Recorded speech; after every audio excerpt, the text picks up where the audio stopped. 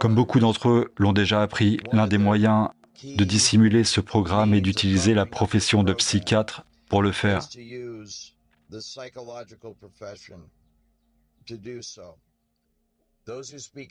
Ceux qui s'expriment sur ce sujet sont dirigés vers des psychiatres pour être évalués.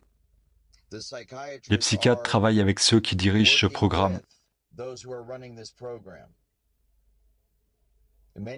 Dans de nombreux cas, ils sont directement payés par eux pour poser un diagnostic de schizophrénie, de troubles de la personnalité multiple, de délire, de paranoïa, de dépression, sur les sujets de test, les cibles, afin qu'ils soient discrédités, afin que s'ils parlent davantage ou s'ils commencent à faire des progrès contre ce programme, qu'ils soient intrinsèquement discrédités.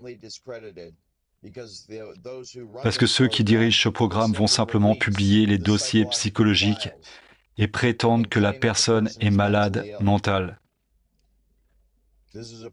Il s'agit d'un moyen parfait pour dissimuler une technologie dont la principale caractéristique la plus populaire et la plus connue est la transmission de la voix au crâne, qui induit un son dans la cavité crânienne du sujet testé, de la cible elle-même, de sorte que lorsque cette personne en parle, lorsqu'elle cherche de l'aide auprès de ses semblables, ceux-ci lui disent « Qu'est-ce qui t'arrive ?»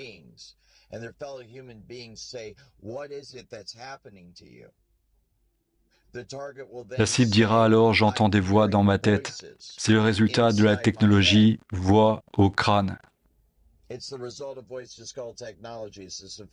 C'est un effet auditif micro-ondes sophistiqué. Ce sont des signaux de radiofréquence qui sont envoyés à ma putain de tête et qui me font entendre des sons et des voix dans ma tête. Il est évident que si les membres du grand public ne sont pas au courant de l'existence de cette technologie, ce qui est le cas de la plupart d'entre eux, ils interpréteront cela comme étant inquiétant. Ils se sentiront concernés par la cible et en concluront que cette personne doit être folle.